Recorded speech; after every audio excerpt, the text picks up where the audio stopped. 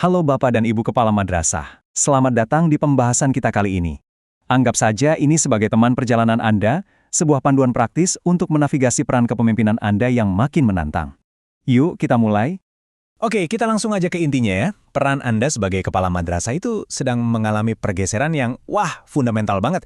Dulu, mungkin kita lebih dikenal sebagai administrator, yang sibuk dengan laporan dan urusan birokrasi. Tapi sekarang, kita dituntut menjadi pemimpin pembelajaran. Fokusnya pindah dari tumpukan kertas ke pertumbuhan setiap siswa di kelas. Ini bukan sekedar ganti nama jabatan loh, ini perubahan cara berpikir. Nah, pertanyaannya kan, kenapa sih perubahan ini penting banget dan kenapa harus sekarang? Yuk kita bedah bareng-bareng apa aja yang mendorong transformasi ini. Jadi, ada beberapa mesin penggerak di balik ini semua. Pertama, jelas ada peraturan baru yang menuntut kita punya standar kinerja yang lebih terukur. Kedua, kita semua tahu masih ada kesenjangan kualitas madrasah antar daerah yang perlu kita atasi bersama. Tapi yang paling penting, ada tuntutan zaman yang meminta kita untuk benar-benar menempatkan siswa sebagai pusat dari segala-galanya. Ini bukan lagi pilihan, tapi keharusan. Oke, terus gimana caranya kita menavigasi perubahan besar ini? Nah, disinilah 3 pilar kompetensi ini hadir. Anggap saja ini sebagai kompas Anda, panduan yang akan membantu Anda menentukan arah di tengah era baru ini. Jadi, ada 3 pilar utama, kepribadian, sosial, dan profesional. Ketiganya ini saling menguatkan. Kepribadian itu soal siapa diri Anda sebagai seorang pemimpin. Sosial itu tentang bagaimana Anda berinteraksi dan membangun jembatan. Dan profesional, tentu saja, tentang apa yang Anda bisa lakukan untuk memajukan madrasah. Kita bahas satu persatu ya. Pilar pertama, kepribadian. Ini fondasinya. Integritas itu simpel. Apa yang Anda ucapkan, itu juga yang Anda lakukan. Religiusitas itu bukan cuma simbol, tapi bagaimana nilai-nilai Islam mewarnai setiap kebijakan Anda. Dan yang gak kalah penting, keterbukaan. Siap menerima masukan, bahkan kritik, karena itu adalah bahan bakar untuk bertumbuh. Lanjut ke pilar kedua, sosial. Karena memimpin itu bukan kerja sendirian kan? Ini tentang membangun tim yang solid, berkomunikasi dengan empati, dan yang seringkali jadi kunci, memberdayakan komunitas. Orang tua dan komite itu bukan penonton loh, tapi partner strategis kita.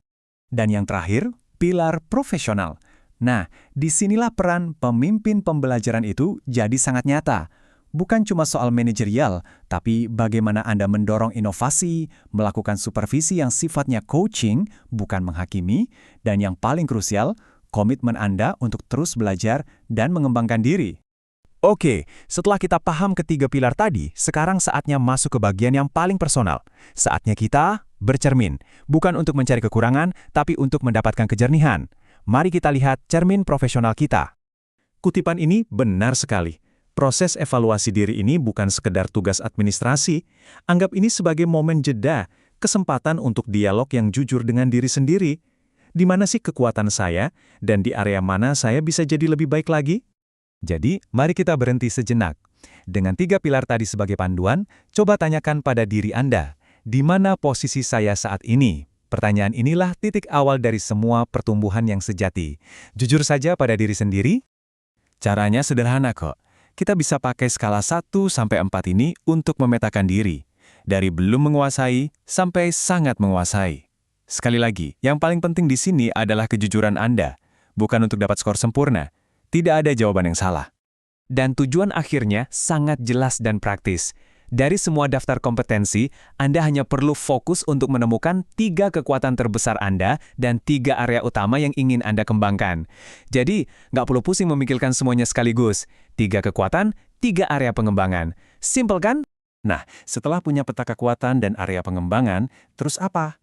Refleksi tanpa aksi kan? Cuma angan-angan. Sekarang, mari kita ubah hasil bercermin tadi menjadi sebuah rencana aksi yang nyata.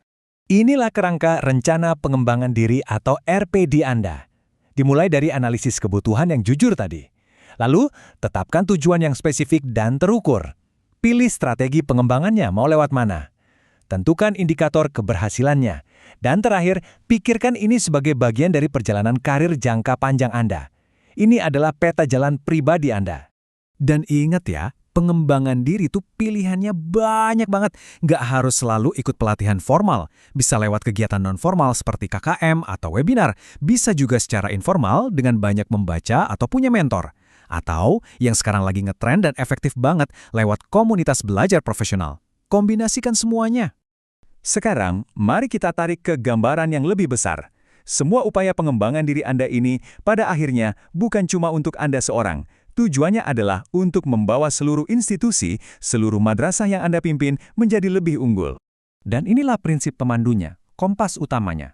Semua harus kembali pada fokus kepada siswa.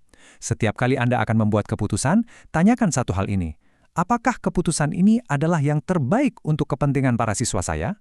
Kalau jawabannya iya, lanjutkan. Kalau ragu, pikirkan lagi. Lalu gimana cara menerapkannya dalam aksi? Coba deh, perkuat supervisi akademik dengan pendekatan coaching. Hidupkan komunitas belajar profesional di internal madrasah Anda, biar guru-guru bisa saling belajar. Bahkan Anda bisa menciptakan guru penggerak versi madrasah Anda sendiri. Dengan begini, pertumbuhan Anda akan menular dan menciptakan dampak yang luar biasa. Jadi, Bapak dan Ibu, perjalanan transformasi yang kita bicarakan ini jauh lebih dalam dari sekedar memenuhi persyaratan. Ini adalah sebuah komitmen pribadi Anda untuk membentuk masa depan setiap siswa dan juga warisan yang ingin Anda tinggalkan di madrasah Anda.